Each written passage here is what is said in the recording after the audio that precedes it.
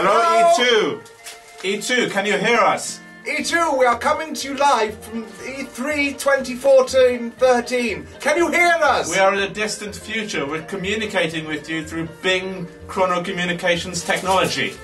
It is the global leader in chrono communications since the 1912 Great Google Wars of the late 23rd century. It killed 6 billion men, women and children in the Great Time Fire, which echoed backwards and forwards and sideways through time itself. All hail Bing! And remember, if you can't Bing it, it's not worth binging. Or it was destroyed in the Time Fire. And cannot therefore be binged. What has changed in the future? Well, for a start, everything is underwater. And bees rule the surface planet with an iron sting.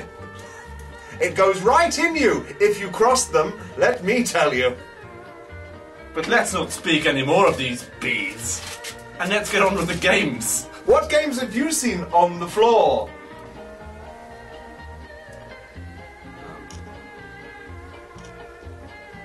I've got a hot scoop from the show floor. Another big car racing game is coming out from Polyphonic. It's called Big Car Race 4000. Get out of the way, which I've been playing on the show floor.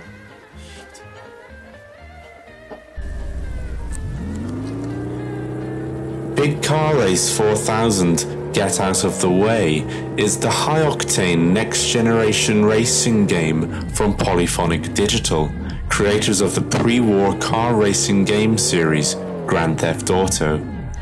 The story centers around the main protagonist, Johnny Carr, a boy with the body and mind of a race car. Johnny Carr must jump over ramps and score crash points in order to save the princess, who has been kidnapped by an evil turtle known only as Brian. Is that you? That was an exclusive look at Big Car Race 4000, Get Out of the Way. Here to speak with me now about Big Car Race 4000, Get Out of the Way, is Brant Witherspoon, the creative director on Big Car Race 4000, Get Out of the Way. Yes, hi. What would you say are the key pillars in Big Car Race 4000? Well, Beef, I'm so glad that you asked that question. I would say that the key pillars in our Big Car Race 4000 game is probably the first pillar is the size of our cars. These cars are the biggest cars seen in gaming. They are 4 times larger than many of the tracks in the game, and thanks to our new physics engine, the cars immediately collapse under their own weight as soon as the level has loaded. The second pillar is probably graphics, and the third pillar is probably all the racism that we put in the game. Thank you for your time, Brant Witherspoon. Thank you. Back to you, Log.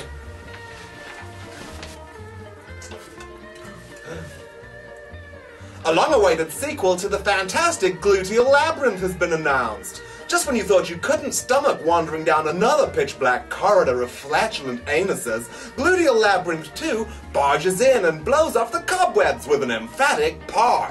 The new game will feature light sources for the first time, giving the player his first opportunity to see the outlines of the hundreds of quivering buttocks that are farting and shitting on him.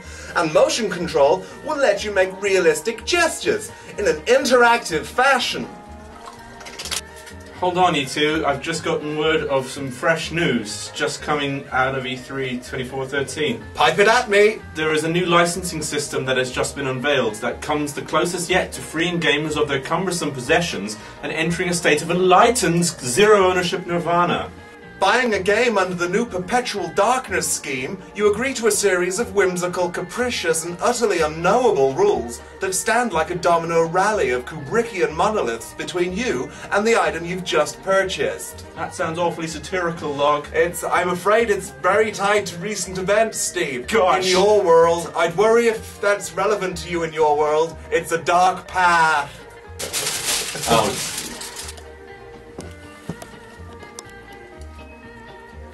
Yeah. In new console news, the Macromax Odyssey Wave fits conveniently into your mouth and allows 4 to 5 hours of consecutive play bouts before dissolving in the body's natural juices and entering the human cream stream, ejaculating explosively without warning from the male penis some hours later.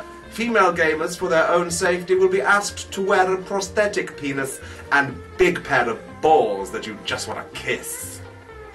So, Log, are you keeping up to date on the latest fashions on the show floor? Yes, I've been on the show floor. I've been noting what's hot and what, contrarily, is not hot. What is hot? Well, trebuchets are silky hot. Phalanx formations are yesterday's news. Phalanx formations. Who'd use that? I would also like to make it known that funky grooves are back in the driving seat. I'll tell you what's not hot. What? Power bricks are, as ever, shit at when worn as necklaces. Fuck!